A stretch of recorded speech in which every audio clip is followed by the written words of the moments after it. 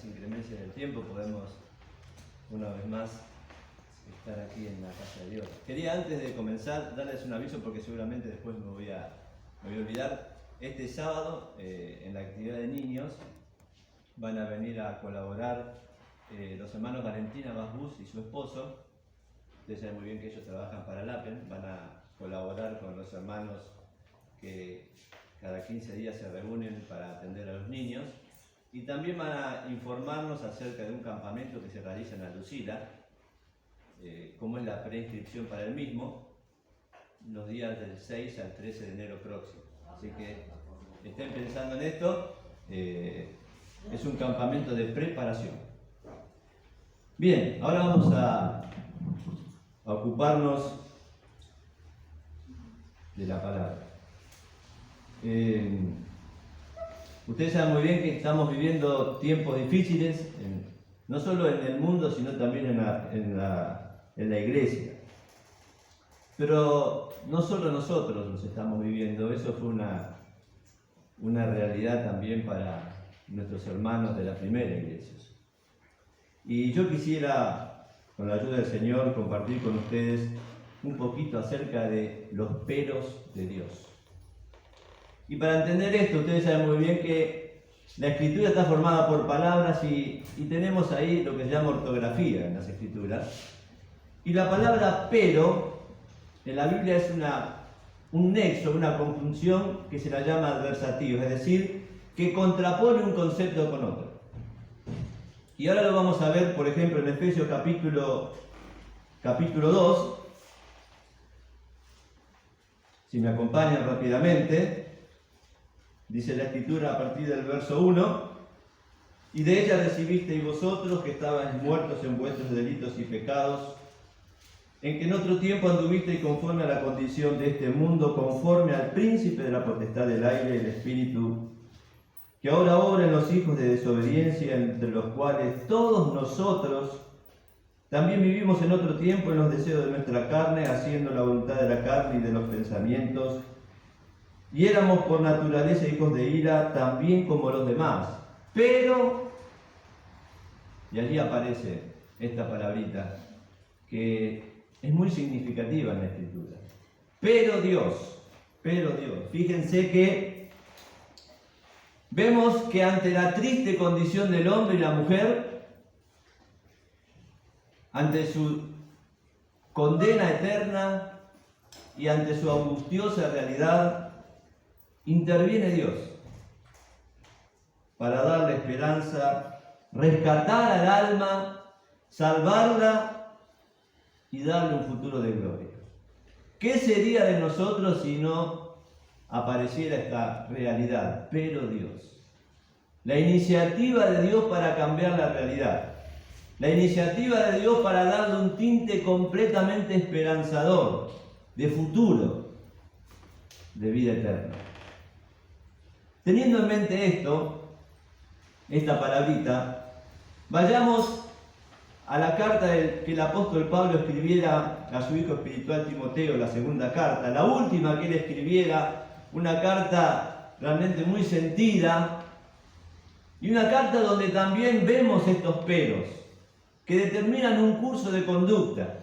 Ustedes saben muy bien, y si me acompañan en esa carta, vemos algunas de las cualidades de aquella sociedad también y de la iglesia, de lo que podríamos llamar el cristianismo profesante, de la iglesia que es visible, pero que muchas veces no es real.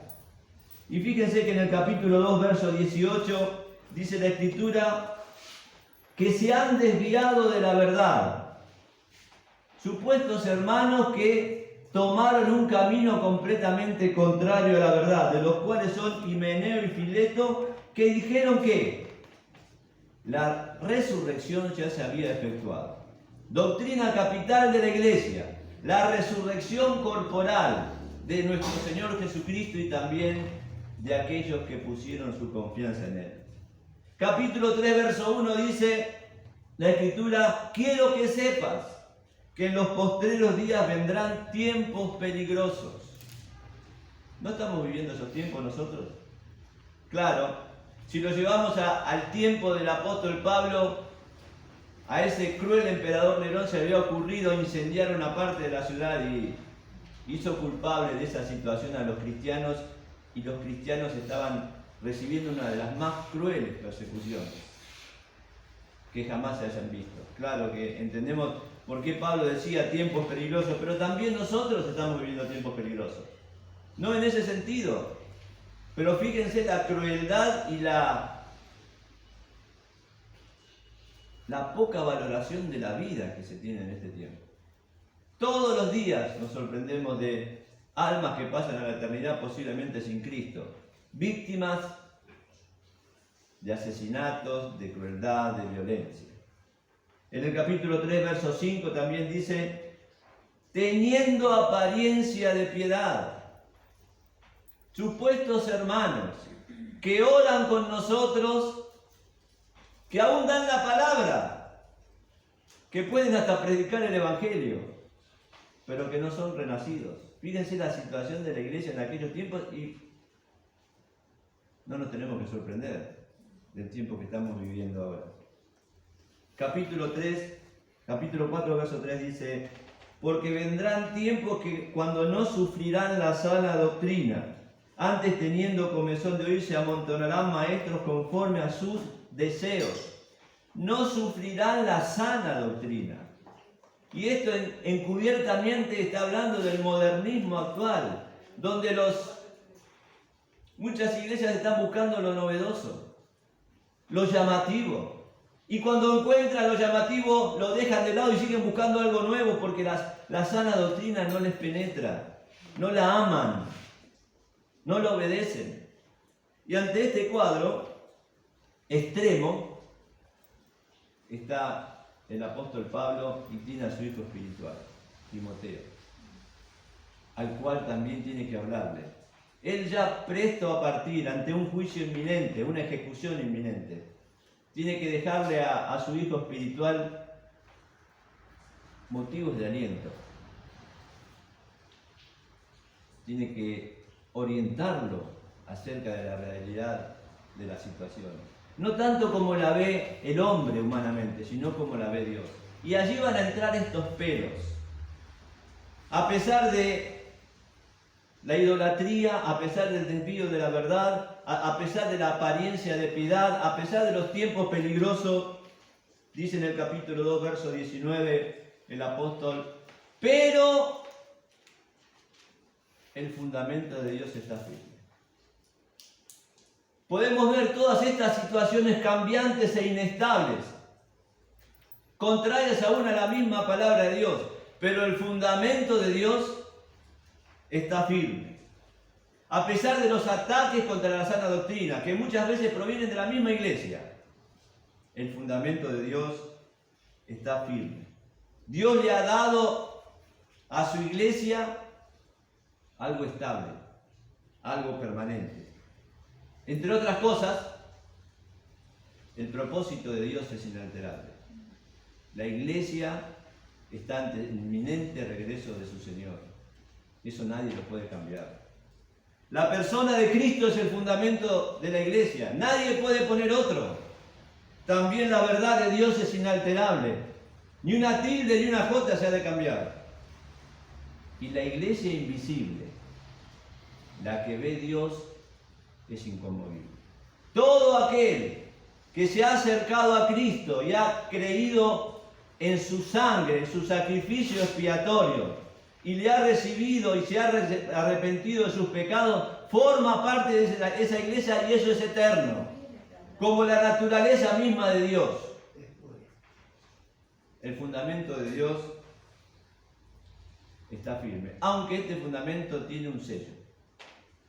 Allí dice la Escritura, teniendo este sello que marca propiedad, que marca autenticidad, que marca seguridad, este sello tiene una doble inscripción.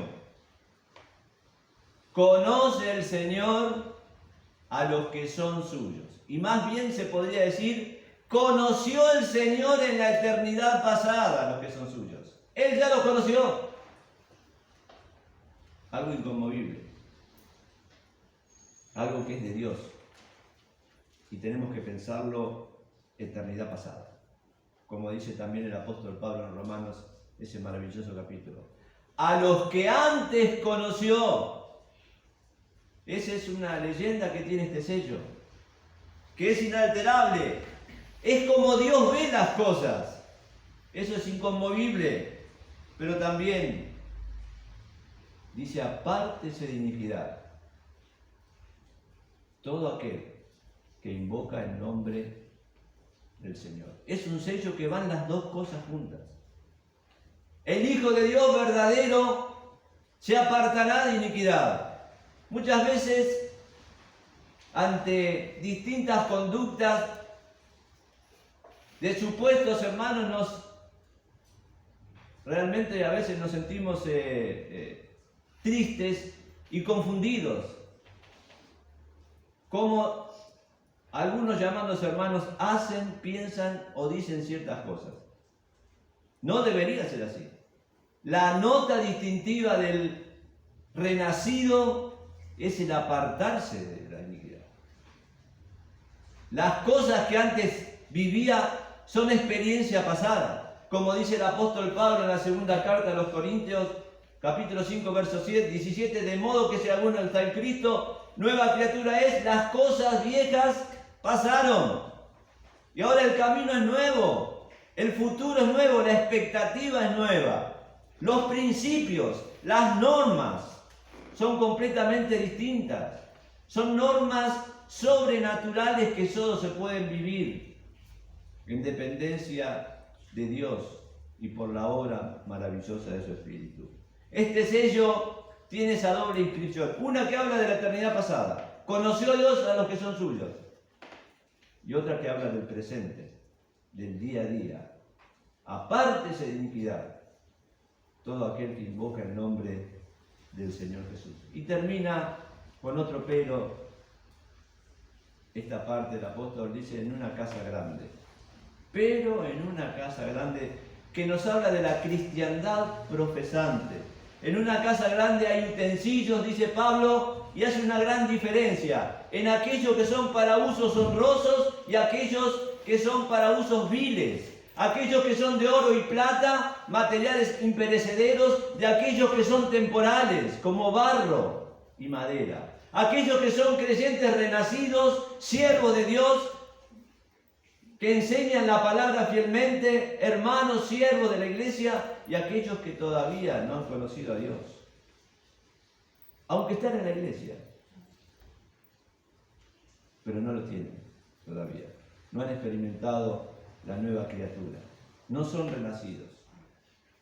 Entonces allí Pablo hace una diferencia y dice, a pesar de esta situación, a pesar de tener himeneos y filetos en la iglesia, el fundamento de Dios es sólido, es inconmovible.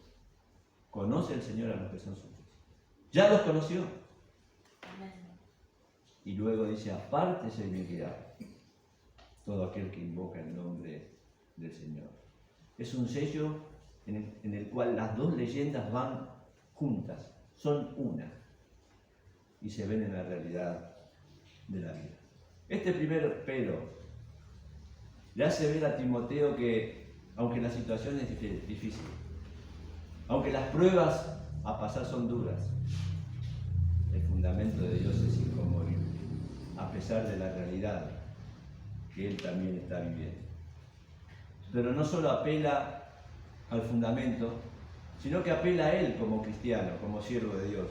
Y en el capítulo 3, verso 14, dice, a pesar de toda esa realidad, a pesar de las luchas, a pesar de que Satanás quiere infiltrar la iglesia con el error, a pesar de la apariencia de piedad de supuestos hermanos que terminan siendo enemigos, le dice, pero tú persiste en lo que has aprendido y te persuade.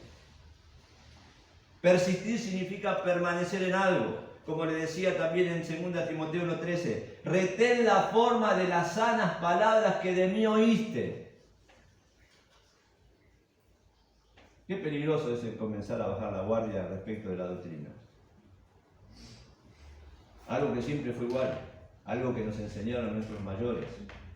Y aún Timoteo tuvo el beneficio que aún yo tuve por la gracia de Dios de ser enseñado desde mi niñez, desde mi infancia. Por eso dice, persiste en lo que estás persuadido. ¿Cuál es nuestra convicción? Alguien dijo que opinión es lo que uno sostiene, convicción es lo que lo sostiene a uno. ¿Cuál es tu convicción respecto de la palabra de Dios? ¿Estás convencido?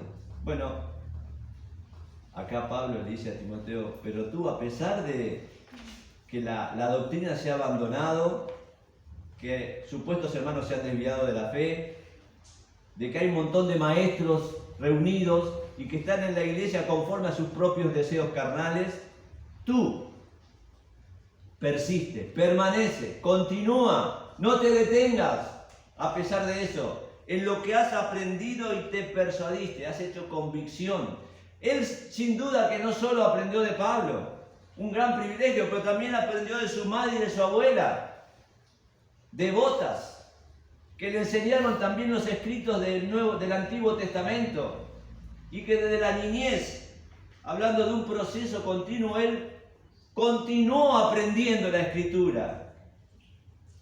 Pablo apela a lo que él creía y de lo cual estaba persuadido. ¿Por qué? Porque había llegado el tiempo de la apostasía, de supuestos hermanos, supuestos maestros que traían en la iglesia doctrinas de error. Y él apela a su realidad, a su experiencia personal con el Señor, a lo que él había recibido como un legado, que sin más es la sana doctrina que nosotros también un día hemos recibido. Entonces, la realidad es dura, es escabrosa, la confusión es grande, pero recuerda, Timoteo, el fundamento de Dios está firme, es inconmovible. Pedro dijo, sobre esta roca edificaré mi iglesia. La iglesia sigue siendo firme a pesar de esto. No pierdas de vista eso. Hay una esperanza a futuro. Lo que sí hay que pelear la buena batalla en el camino. El fundamento de Dios está firme. Pero tú también persiste, continúa, sé fiel a lo que has aprendido y te persuadiste. Pero termina este pasaje que es muy sentido, porque sin duda que Pablo estaba no solo preocupado por Timoteo, sino también por todas las iglesias que se habían levantado allí en Asia. Pablo le va a recordar un último pero, que es un pero que trae sosiego, que trae paz, que trae descanso, aún en las situaciones más extremas. Allí en el capítulo 4, versos 16 y 17, dice Pablo, en mi primera defensa, ninguno me ayudó. Antes me desampararon todos. No les sea imputado. Pero el Señor estuvo a mi lado. Qué hermoso pero ese. El Señor estuvo a mi lado y me ayudó y me dio fuerzas para que por mí fuese cumplida la predicación. Y todos los gentiles oyesen, y fui librado de la boca del león. Pero el Señor estuvo a mi lado. Quiero decirles, hermanos, que la realidad de la iglesia es de una condición de mezcla, pero el fundamento de Dios está firme. Quiero decirles, hermanos, que en cuanto a la doctrina se está abandonando la sana doctrina, pero persiste tú en lo que has aprendido y te persuadiste. Quiero decirles que la fidelidad tiene el precio de la soledad. ¿Estás dispuesto a quedarte solo? ¿A pagar el precio por ser fiel a Dios? Pero el Señor estuvo a mi lado y me confortó y me dio fuerzas para que por mí fuese predicada la palabra y los gentiles oyesen. Y fui librado de la boca del león, que algunos interpretan era Nerón, otros interpretan que era Satanás. En realidad fue librado de una situación extrema, peligrosa. Es más, en su defensa fue tal el mensaje de Pablo que no pudieron incriminarlo. Tuvieron que avanzar un tiempo más hasta que recibió la ejecución de parte del Imperio Romano y del cruel Nerón. Hermanos, estamos viviendo tiempos difíciles, donde todas estas características son reales en nuestro tiempo.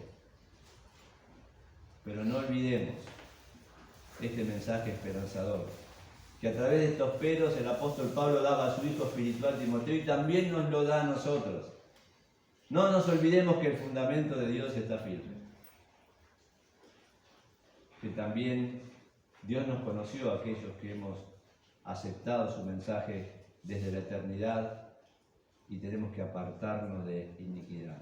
El fundamento de Dios sigue firme e inconmovible. También tenemos el desafío: persiste tú. ¿Qué has aprendido? ¿Qué te han enseñado? ¿Qué ha formado convicción en tu vida para sostenerte en el día malo? Persiste tú en lo que has aprendido y te persuadiste, sabiendo de quién has aprendido. Y por último, ¿te dejan solo porque eres fiel a Dios? Por fidelidad, no por hacer cosas malas. Por fidelidad a tu Señor te dejan solo. ¿Te das cuenta que tus amigos te van dejando? El apóstol dijo: pero el Señor estuvo a mi lado. ¿Qué importa que los demás se vayan? Si el Señor aprueba lo que estamos haciendo. El Señor no te va a abandonar. Él va a estar contigo. Y como hizo con Pablo, en una situación extrema que seguramente ninguno de nosotros ni imaginaría pasar, lo confortó, le dio fuerza para que él pudiera decir: he acabado la carrera. Eso es lo que propone Dios. No propone cosas pequeñas, pero esta propuesta se basa en su inalterable fidelidad con los suyos. Termina diciendo Pablo, verso 18: y el Señor me librará de toda obra mala y me preservará para su reino celestial. Este es un desafío personal. Lo fue con Timoteo, pero también el Señor nos acerca a nosotros este desafío en este tiempo malo. Días malos, peligrosos. Vemos una nota de gracia, de esperanza y de aliento para seguir el tiempo que nos resta todavía hasta que esa promesa que el Señor hiciera a sus discípulos se cumpla también en nosotros. Que el Señor nos ayude para que podamos pensar y decidir lo mejor. Que el Señor está a nuestro lado, pero nosotros debemos también pagar el precio para estar al lado de Él. Que el Señor nos bendiga.